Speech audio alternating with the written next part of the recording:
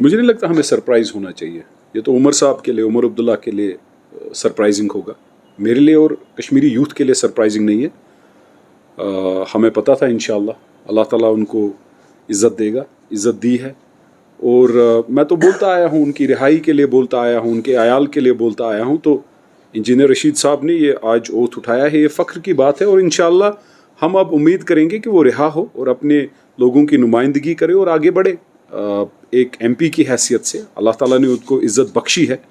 तो इस इज़्ज़त बख्शने में जिन जिन को जलन हो रही है, मुझे लगता है कि उनको ये पिंच ऑफ द सॉल्ट के साथ लेना चाहिए that he is the MP of north Kashmir.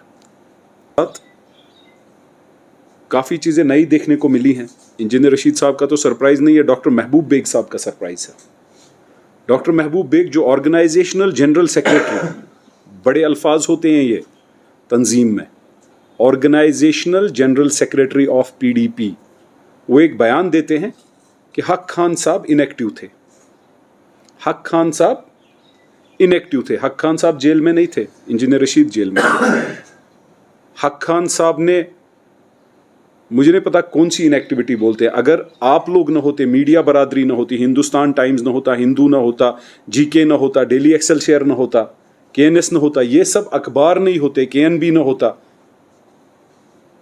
Growing Kashmir न होता, ग्लोबल कश्मीर न होता, KNB न होता, कश्मीर क्राउन न होता, अगर आप सब लोग नहीं होते तो ये लोग हमारे नौजवानों को ख़त्म कर देते.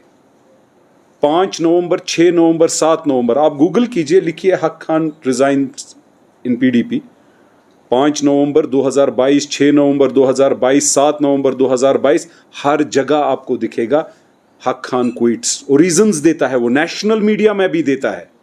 और आज organisation general secretary of PDP Mehboob Beg sahab वो झूठ बोलने निकले हैं आवाम को.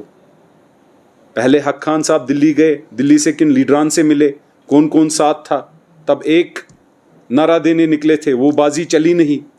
अब दूसरी बाजी चलने निकले हैं. पहले मकान बचाने निकले थे अपने.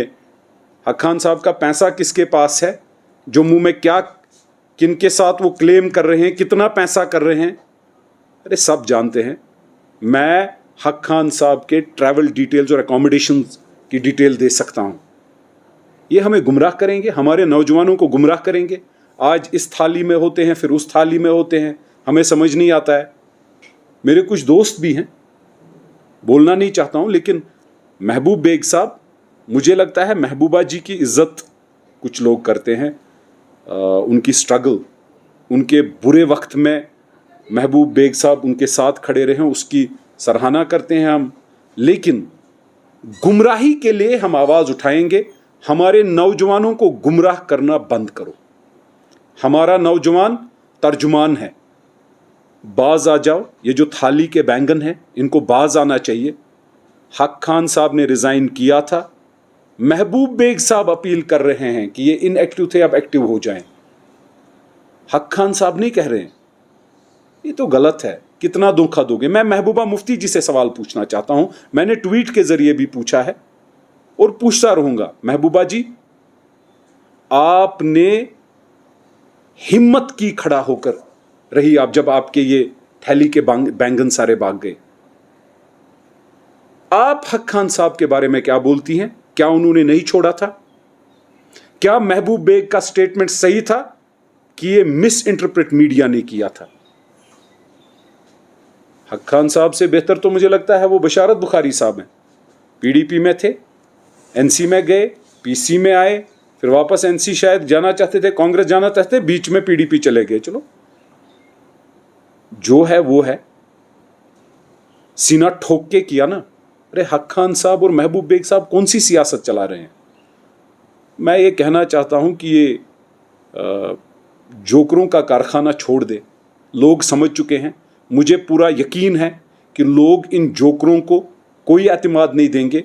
और इंशाअल्लाह सियासत नौजवानों की है.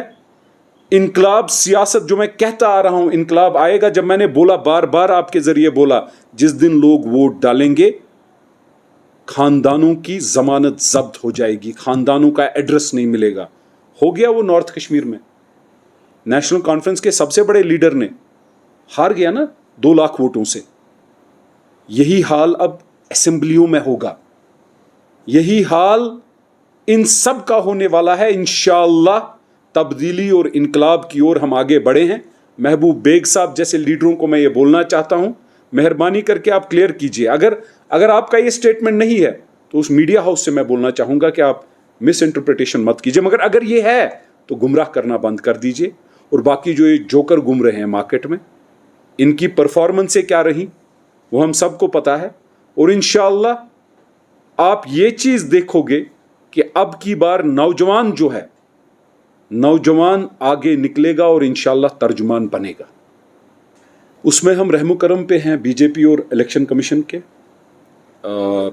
मुझे लगता है कि असेंबली इलेक्शन जितनी जल्द होने चाहिए वो सबके लिए बेहतर है। अब हमारे हाथों में नहीं है, ये सब जानते हैं, हम हेल्पलेस हैं। हक खान साहब जेल नहीं गया, मैं जेल गया। डॉक्टर महबूब बेग शायद जेल नहीं गया, मैं जेल गया। मैंने एमएलए हॉस्टल भी देखा, मैंने एसकेआईसीसी भी देखा, मैंने सेंट्रल जेल भी देखा, मैंने पुलवामा जेल भी देखा, मैंने शहीदगंज का लॉकअप भी देखा, मैंने कोठी बाग का सब जेल भी देखा। 4 अगस्त 2019 हाउस अरेस्ट से बाज़ाब्ता एसकेआईसीसी, एमएलए हॉस्टल, शहीदगंज का लॉकअप, कोठी बाग सब जेल, पुलवामा सेंट्रल जेल और सेंट्रल जेल श्रीनगर।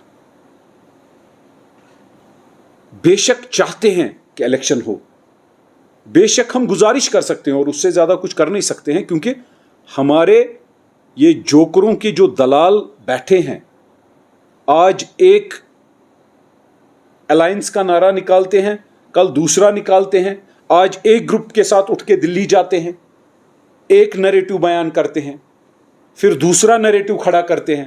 अरे सफर हम कर रहे हैं, कश्मीरी नौजवान कर रहा है, सफर आम कश्मीरी कर रहा है, सफर मीडिया बरादरी कर रही है, सफर वकील बरादरी कर रही है, सफर वो लोग कर रहे हैं जो जेलों में हैं। हम गुजारिश करते हैं इन जोकरों से कि बाज आ जाओ। वो सियासत चली गई कि आप गुमराही की सियासत कर रहे थे। बाकी मुल्क हिंदुस्तान के वजीर आजम से, उनके होम मिनिस्टर से, यहाँ के लेफ्टिनेंट गवर्नर से गुजारिश कर सकता हूँ कि असेंबली इलेक्शन कीजिए। हार जीत रब के हाथ में है, लोगों के हाथ में है, और इंशाअल्लाह कश्मीरी अब अपनी इस उंगली से जवाब देगा। महबूबा मुफ्ती जी से सवाल करना चाहता हूं, क्या महबूब बेग साहब सही बोल रहे हैं या गलत बोल रहे हैं? मैं महबूब बेग साहब से सवाल करना चाहता हूं जो स्मार्ट बन रहे हैं। क्या हक खान ने रिजाइन नहीं किया? क्या बड़े बड़े नेशनल मीडिया अखबार झूठ बोल रहे हैं? मेरा सवाल महबूबा जी से यह है, हक खान साहब काफी बातचीतों में मुलव्वस थे, क्या आज का बयान पीडीपी का कि हक खान इनएक्टिव थे, क्या पीडीपी और बीजेपी के दरमियान पर्दादारी के अंदर एक ब्रिज बन रहा है?